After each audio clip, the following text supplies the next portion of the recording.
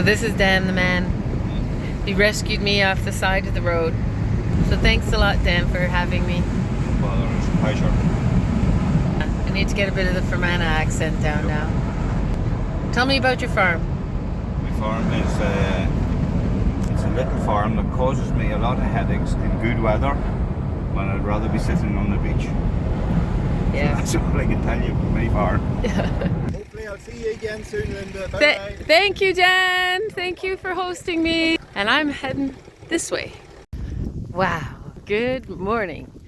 Yesterday, it came upon me suddenly. I mean, I've been hot. I've been drained. I've been, a little bit dehydrated. I've had all of the above and recovered, no problem. But yesterday, I took a break on the side of the road and I just could not recover. My head was burning up and I had no good judgment. I didn't even grab water. I just put my head in my arms and my arms on my knees and I started to cry, of course.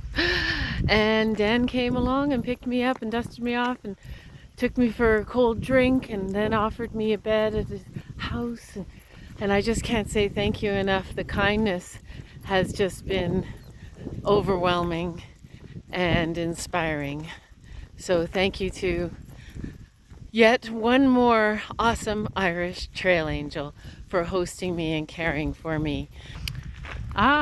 First tourist trap of the day, the Drumlegagh Stone Circle. And I've actually seen circles that have not been excavated, but this one has been preserved. I'll do a little bit of reading about it before I go in and show you what I find.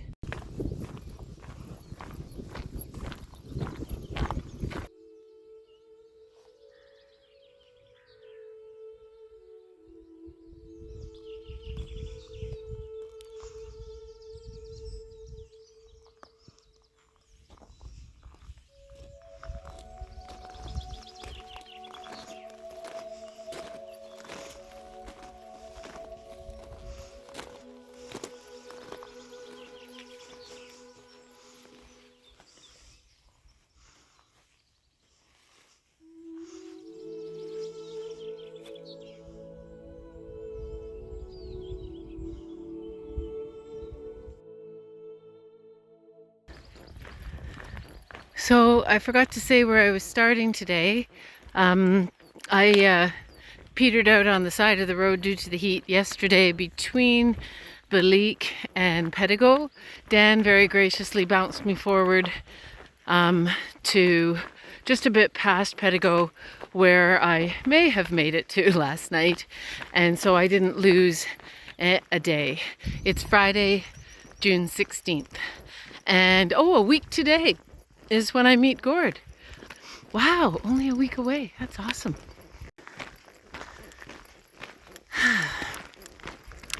Oh, and in case you're wondering, is it still hot? Yes, it is.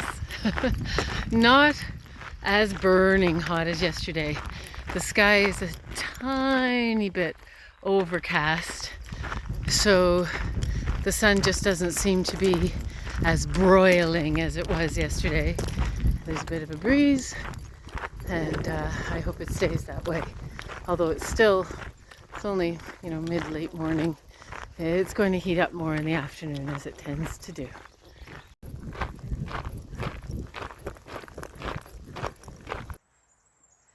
Oh, break time. That's funny. It's not that super broiling hot. Like I said, it's my thermometer on my pack shows it at 25 degrees. And the sky's kind of hazy and the breeze is kind of cool. But I've been coming uphill for a while through the forest, on the forest road. And it's just, I don't know, it's very dry and exposed and I'm hot. But it's okay. I'm going to drink some water and recover and get moving again. No problem.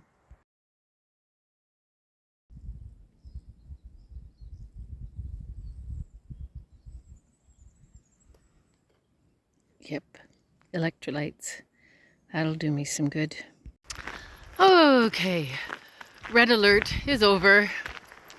Overheating, diverted. Yeah, that's what I have to do, is when I feel it really rising, is just stop. Don't wait till it gets unbearable.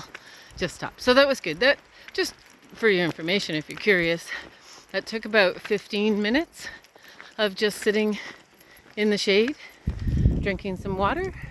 I had a couple of bites of a protein bar, even though I don't feel like eating when I'm hot or when I'm really hiking hard, or not hard, but long. But I'm very conscious of an eating schedule in terms of caloric and protein intake. So did that, put an electrolyte tablet in my water, so the next round of water that I drink, I'll get a dose of electrolyte. So just trying to be a little smarter today. Because when you've got tired hiker brain, or heat fog brain, you don't always make good choices. Like when I was sitting on the side of the road in a wet hot heap yesterday when Dan found me, I hadn't even pulled out my water, because you lose good judgment. Interesting. So that's not going to happen today or the rest of the trek. I am determined to conquer the heat. It will not win. I will. These I find fascinating. When I first came across them in one of the forests a few days ago, I thought, oh, did a tornado come through here and plowed down all these trees, ripping them up from their roots? But I don't think that's the case. I think I've put it together in my own little head. I can be corrected easily. These are all reforested trees, right? You see how they're actually planted in rows. And my theory is that the root system is very shallow, and this soil is so porous, because it's bog soil, that at some time, the wind and the weight of the mature trees, they just topple over on top or beside one and pull each other down with them. And so you have a lot of these embankments of uprooted trees. Anyway, that's my theory. Now, the other thing that I'd like to point out about these forests is that even though it goes on and on for miles, and it would be a perfectly safe place to camp, nobody else is coming through here, especially overnight, there's nowhere you could pitch, because they've been reforested so often, and each tree is on its own mound of bog. And then in between are mounds where other trees have come down. So it's just mounds upon mounds, rows of mounds. And any surface in between is very soft and spongy. And it would be impossible to find even one little level patch to pitch on. Again, interesting.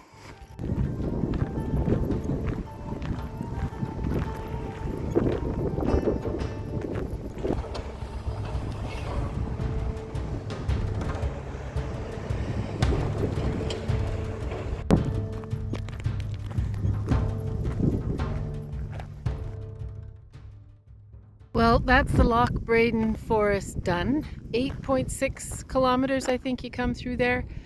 And I just wanted to note that if anybody at the Ireland Way or the Ulster Way is watching, please improve the signage in there.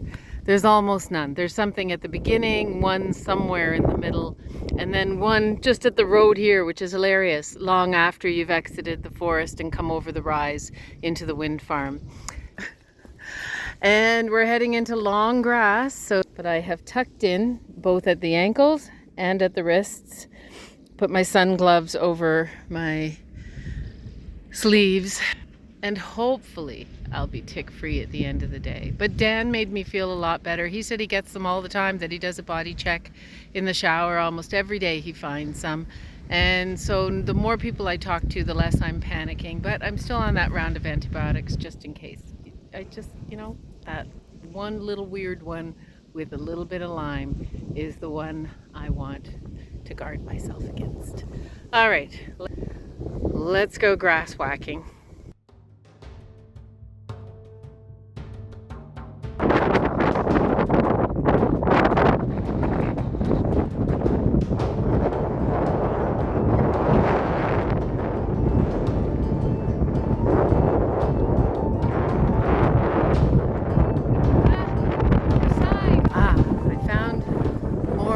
stick guides. So see, there's one of the sticks. That's all you get. Then you look for the next one. Oh, not too bad, about 40 feet away. Check this out. I don't know if you can see how much my feet are sinking with each step. There. There we go. I gotta slow it down. This is what walking on top of the bog is like. Very soft. So it takes a little bit more of an effort. Whoa. Sometimes you feel like your foot is going right under, and sometimes it goes into big gaps. Good times. The metal gate! Yay! I found it by the grace of God. And a lot of caution. Wow, you want to be really careful. So that sign at the top, that points, I said, that general direction to the road. Yeah, don't follow that. You actually can't get through. You got to look for the little tiny posts that mark the way and either secure your hat or just take it off if you've got hair like mine, which just wants to blow. So I'm going to be putting my hat back on now. You see why I have to wear a hat or tie it back? Woohoo! The mop is free!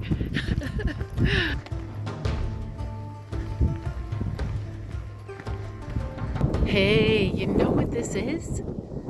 Oh my gosh, this is for all my long distance hiking friends. This is the IAT. You know what the IAT is?